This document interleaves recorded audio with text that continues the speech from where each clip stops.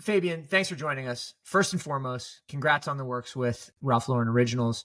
We'll be sharing that work with our audience here and seeing it live during the presentation at the Ralph Lauren men's store. To begin with, talk a little bit about how you find yourself here, how you started as an artist, what drives your main work, and how you got involved working on chain. Yeah, exactly. So that all started in Switzerland. I mean, I started doing what I do basically as a little boy, and then started kind of that work with working with time and starting to take things apart, reassembling them. That all started in Switzerland, and then it was later I just brought my whole operation basically to the US. I got it. Okay, cool. All right, great. Well, so I am Ben Dietz, so that you have my pronunciation correctly. I'm sure that you would have figured that out, it being a German root word and a close neighbor to Switzerland. Yeah, do you have German parents, or does it go back further? No, much further. My family's been in the States actually since before the American Revolution. So we're real. I mean, not real Americans. Everybody's a real American, but we've been around for a while. We're incumbent Americans. Okay. And then this is Jeff. Jeff, do you want to start putting any kind of accents on your name? That would be kind of cool for Culture Club. I'm Portuguese. A lot of people put accents on. Carvalho is a lot how people say it, but it's just easier for people to say Carvalho, I think. So, happy to be here, Fabian. Thanks so much for making the time and for joining Culture Club. Fabian, we mentioned off mic a little bit of your background, but talk about a little bit about yourself, how you got here, how you started as an artist. You mentioned, of course, that you've been creative since a young age. Would love to hear more of that. And then really talk about how you began getting involved with art on chain. Okay. So I was born in Switzerland, and I pretty soon as a young boy started to use all of my parents' attic to start doing these little science experiments of building my own flash, the capture stuff, and I was experimenting with time, I guess, and also destroying little model cars in my parents' workbench that they have. So I put them in the vise and crushed them, and all that stuff that boys do. And I guess that just carried on throughout my adulthood, where I was still just as curious as a boy of taking things apart and exploring time through different projects. And basically now I have the pleasure of being able to build stuff, being able to experiment with things, and people find joy in that. So it's beautiful to share that. So my love for cars started when, again, I was a little boy, and my neighbor had a car garage, and he was working on vintage cars. And I remember one day there was this just gorgeous Rolls Royce parked on our parking lot, and I just went exploring it, and this beautiful shapes, the front there with that imposing front, and it's just I think that struck me as a little kid, and that this whole thing can actually move and go about and explore the world with it. That was just a fascination, and I think that never left me, even now that I'm 39 years old. How old were you when that revelation happened? I think at that time I was about 5 years old, so pretty early on. And then we lived on a busy road, and so every time you see an exciting car, you see a Ferrari or a vintage Lamborghini, you get excited. I think that's something that a lot of kids share with me. I just then decided at some point, that was probably more in my 20s, that I realized cars have a big impact on not only myself, but on a lot of people. And therefore, it's a great way to communicate ideas in art through cars, because you don't have to explain what a car is. Everybody gets a car, and everybody has an emotional connection to a car. And that's why I decided, let me use cars in my work. And you're known for what I would describe as a sort of atomization of cars, in the sense that you extract and expose all of the individual, or maybe not all, but many of the internal components, and really give a sense of how the whole machine comes together. You talked about taking things apart as a kid, but when did the notion of isolating around and capturing individual parts begin in your work? So that was again when I started working on cars myself. I bought with some of the first money that I made, I bought an old vintage Volvo car, and I started to fix it. And I looked at the exploded drawings, right, of, let's say, for example, the fuel pump as it comes apart, to see like where each individual component is. And sort of that gave me the idea of doing these exploded views of the cars. Now, it's interesting what you mentioned. This is kind of one aspect of the work, that you're looking at all this technical information of the car, right? You have every piece, you can see how the engine works, etc. But it's also the other aspect that is even more important to me is the factor of time, that it is an image of something that you think it's actually real. It's a real moment in time. You see how this car is exploding. But in fact, it's all staged, right? It's one photograph after another to compose that illusion of a moment in time. So that to me by now is kind of the more important component. I think the technical aspect of it, that exploded view, is kind of what people visually connect with. And then that is kind of a platform to invite them into the work of exploring the time component of it. Fabian, in thinking about this sort of blown out schematic, which is I've always been a huge fan of. In fact, I just opened up a Sony radio to fix some dead capacitors yesterday and needed that blowout schematic. It offers a viewpoint that I think has certainly, with yourself and myself and others, we see it as itself a form of art and expression. In fact, a lot of people I think would look at it more as sort of an ordinary, everyday view of things that has intricacies that certain people want to dig into. What's amazing about your work in taking that explosive view to the next level is that it has people thinking because of the connection to the work that you do. It has people examining more than ever. I'd love to talk to you more about the opportunity with a digital version of art these days. A version that is just not a physical one, but something that can be, say, moved around and explored in different ways. I'd love to get your opinion on the take of how digital art allows for an even further expression of your work.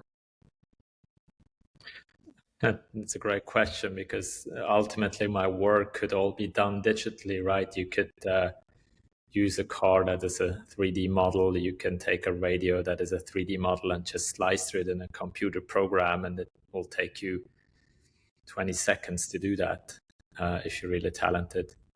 And that's exactly what I play with. I take stuff from the digital world and transform them into the analog world. So you slice through objects like with a very archaic method of putting a bandsaw to the radio and cutting through it. And so my art kind of lives because of the digital world, because it's a counterpoint to the digital world. It kind of slows things down and creates the same visual as a computer-generated world, but yet using analog tools to do that. The visual experience of art arguably is also sort of how the world of fashion and style plays. There's the expression that you see from the work that you and others do through the observations of what's happening within the work of the layers of your work, Fabian, within fashion, arguably threads and stitching. And I'd love to know any sort of connection that you may have to items that are not necessarily solid and static, but maybe a little bit more malleable. Does the opportunity offer itself for even more exploration in how things are made? Are you asking specifically in bringing together the world of fashion and art, or the materials of fashion?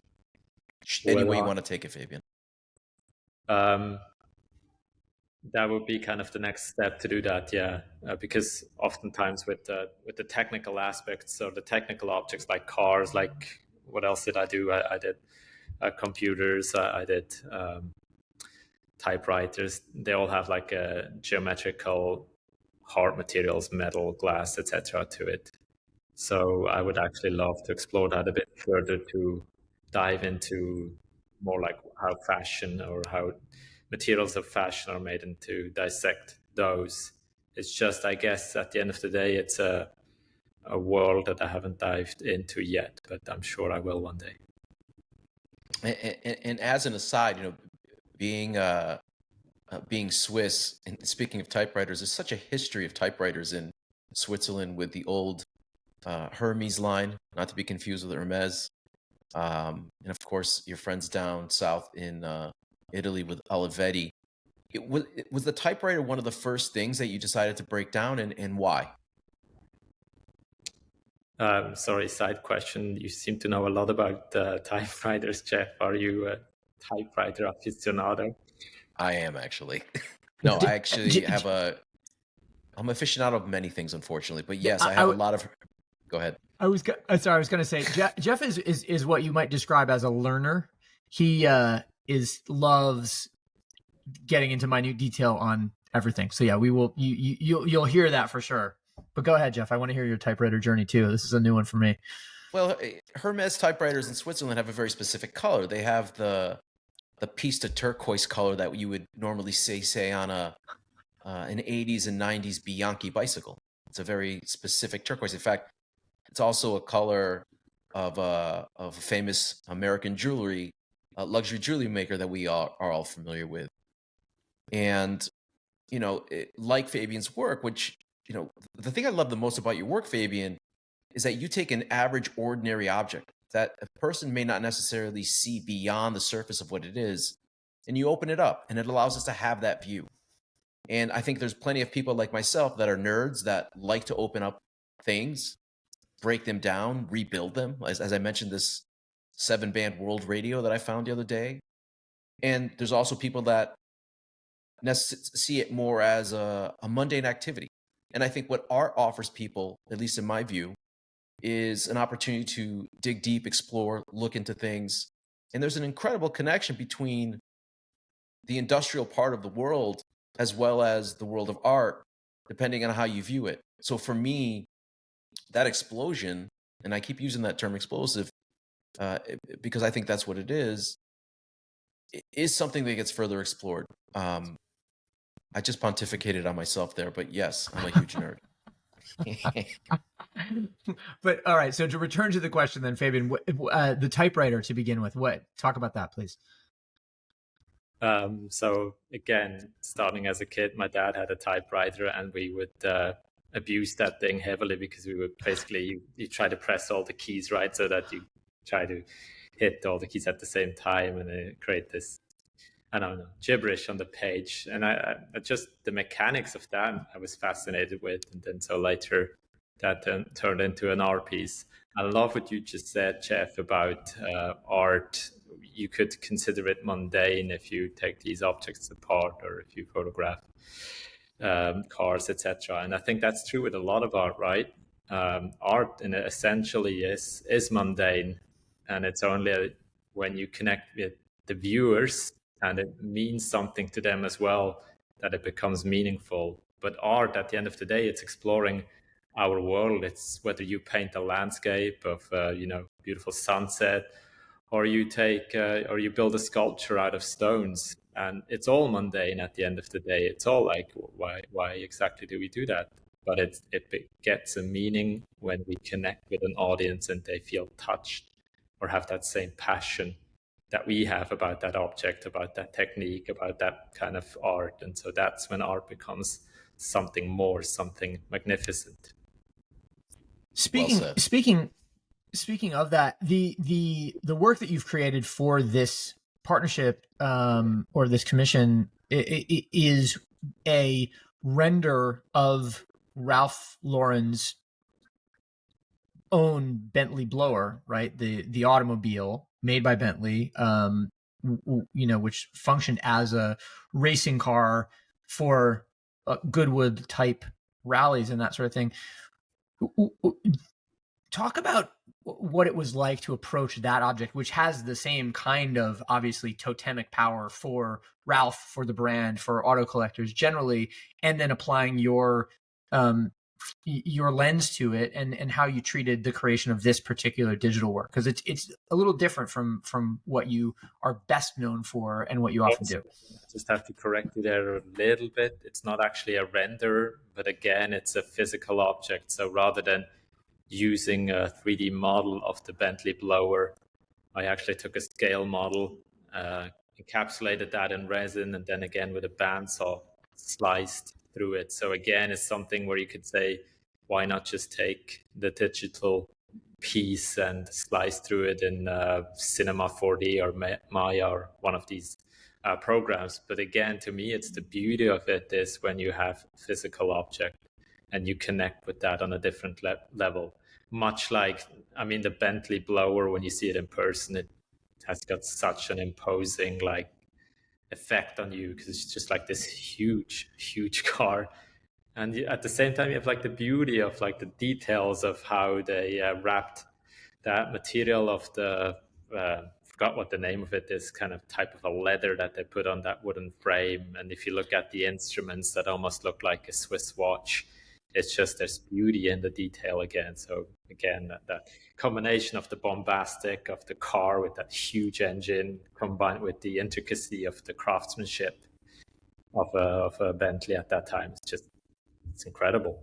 Thank you for correcting me on that. My apologies. But I think the quality or the juxtaposition that you've just noted between bombast, you know, the noise, the speed, the heat, the physical imposition of the object itself, and the silky quality of the craftsmanship, the performance, it was really brought to life, you know, in the spirit of Goodwood, and I don't know, it just really strikes me. I think we are big believers in the power of combining high and low, and you just captured that in a really elegant way, I thought.